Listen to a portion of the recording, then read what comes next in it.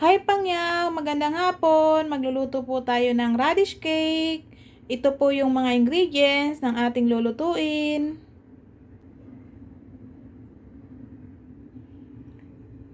Radish, rice flour, sausage Chinese, 2 hiwang ginger, dry shrimp na maliliit po. Binabad ko na po yan sa tubig. And preserved pork Chinese. Yan po ay in-steam ko na po yan. Scallop, in-steam ko na rin po yan. At dry mushroom, 4 na piraso. Yan po Pangyaw ang ingredients ng ating radish cake. Hiwain na po natin Pangyaw yung dry shrimp na maliliit at preserved pork at mushroom dry at sausage. Yan po Pangyaw ay hihiwain po natin ng maliliit bago po natin lutuin. At ito naman pong rice flour, titimbang po tayo ng 120 grams. Yun lang po ang idadagdag po natin sa radish.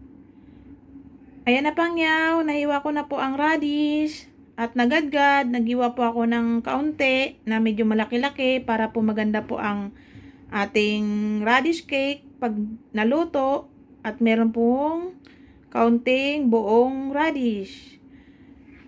Ito naman po, nahiwa ko na rin ang sausage at dry shrimp, preserved pork, at ito pong dry scallop. Kinalas-kalas ko po siya para po ganyan maayos po siyang lutuin. Nagtimbang na rin po ako ng rice flour. Lagyan po natin Pangyaw yan ng 1 kutsara na cornstarch.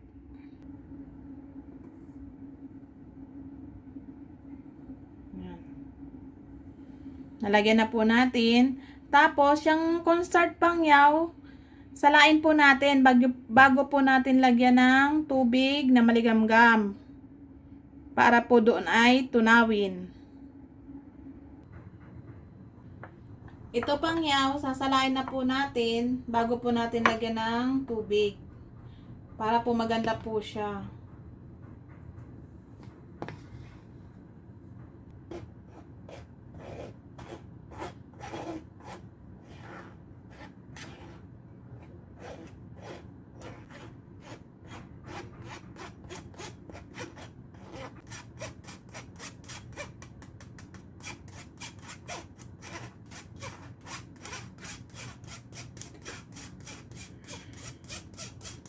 Ayan, patapos na tayo Pangyaw, nasala na natin. Sala na po natin.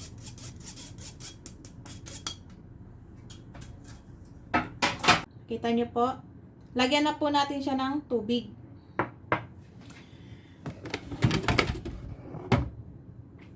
Lagyan nyo siya Pangyaw ng tubig maligamgam.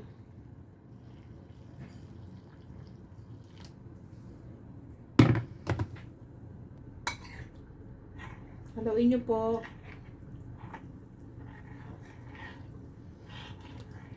Tansyahin Pangyaw kung gaano karami ang tubig nyo. Huwag nyo masyadong lagyan ng marami.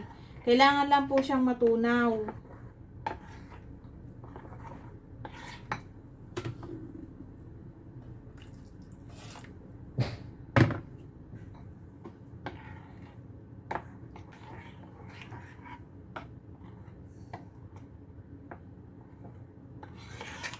Okay na yan. Ganyan lang po yung tubig. Ito po, sasalain pa rin naman po natin to ulit.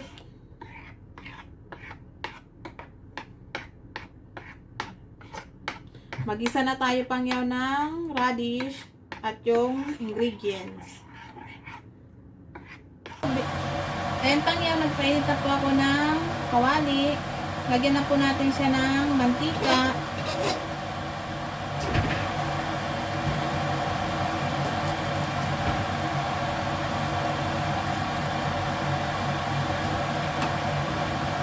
Lagay po natin yung luya.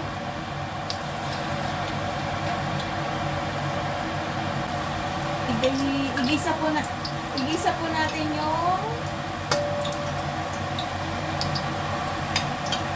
sausage.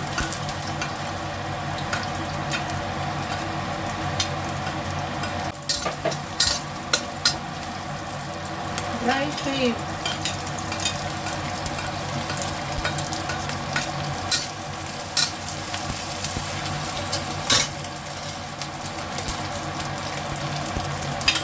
Prepared pork.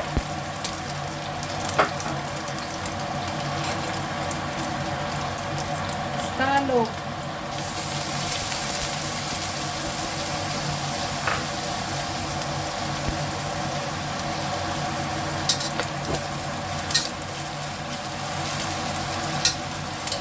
Lagyan po natin ng paminta. Durog na paminta po ilalagay natin. Lagay na rin po natin yung dry mushroom na hiniwa.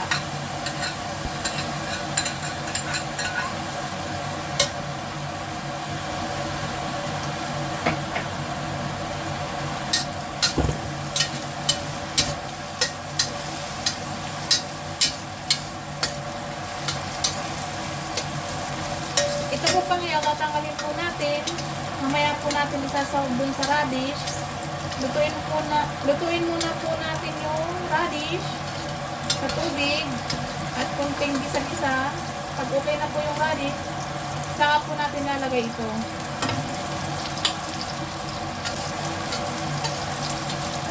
Ginisa ko lang po siya ng konti.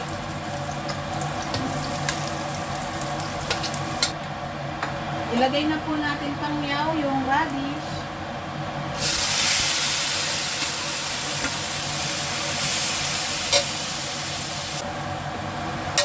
Gisa-gisa lang po ng kaunti. Pag ito pangyaw medyo mag-brown na, okay na siya. Pwede na po natin ilagay yung sahog at yung rice flour. Ito pangyaw yung sabaw ng scallop.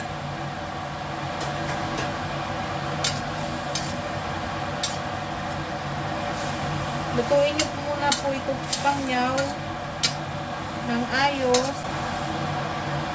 Lagyan natin ng tubig para makakuluan po ito pangyaw.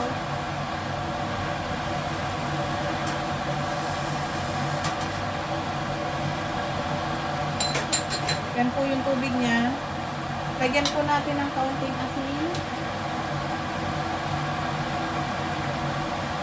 Half teaspoon lang po na salt. Yan po.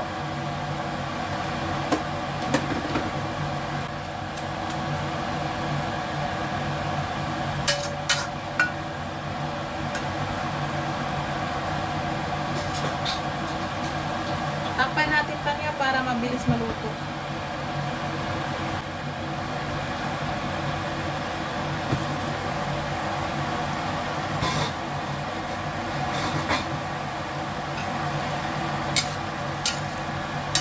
Okay na siya pangyaw. Nakikita nyo po. Yan, okay na. Lagay na po natin yung sahog.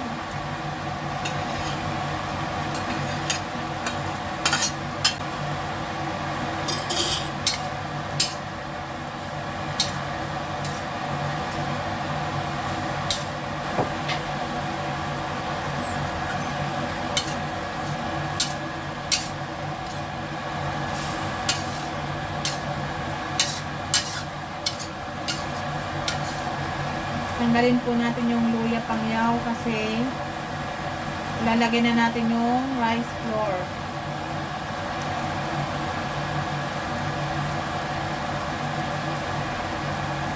Tinatanggal ko siya pangyaw pag alam kong luto na siya. Yan. Ilagay na po natin yung rice flour.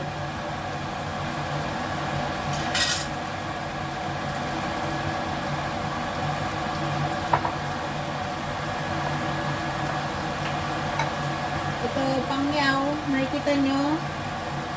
Ito po pangyaw, nakikita nyo. Sasalain po natin.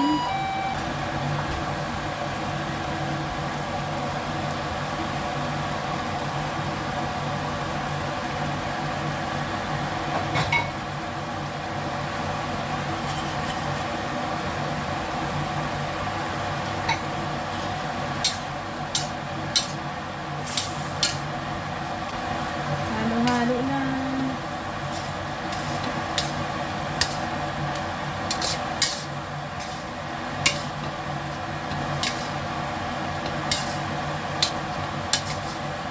Ganyan lang kasimple niya magluto ng rice cake.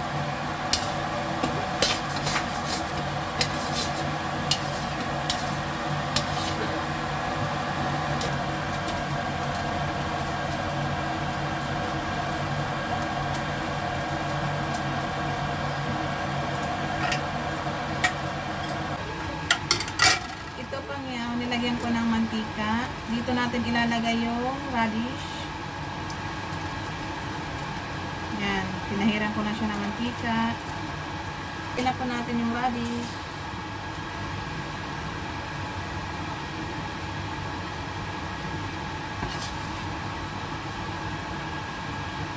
I-steam po natin to ng 1 oras.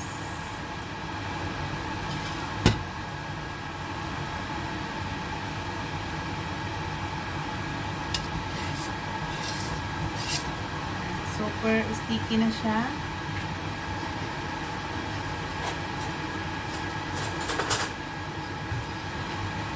Ayan. Ganyan lang po pangyaw, kasimple magawa ng radish cake. Pantayin nyo siya. Okay na. Hintay lang po tayo kumulo yung aking pinaiinit na kawali na may tubig para i-steam po natin to ng 1 oras. Diba pangyaw, ganyan lang siya diba?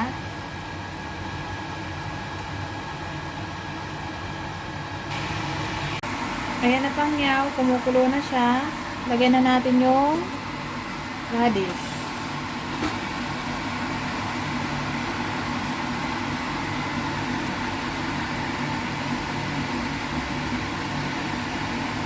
Yan.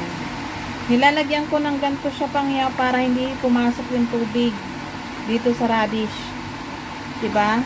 Para lutong-luto po siya na walang tubig. Hintayin po natin ng 1 oras.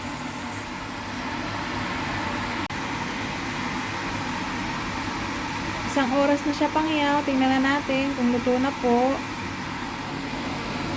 Luto na. Hanguin na po natin. Hango ko na po. Salamat sa inyong panonood. Thank you for watching. Ingat po tayo kung nasaan man po tayo. Salamat. Thank you.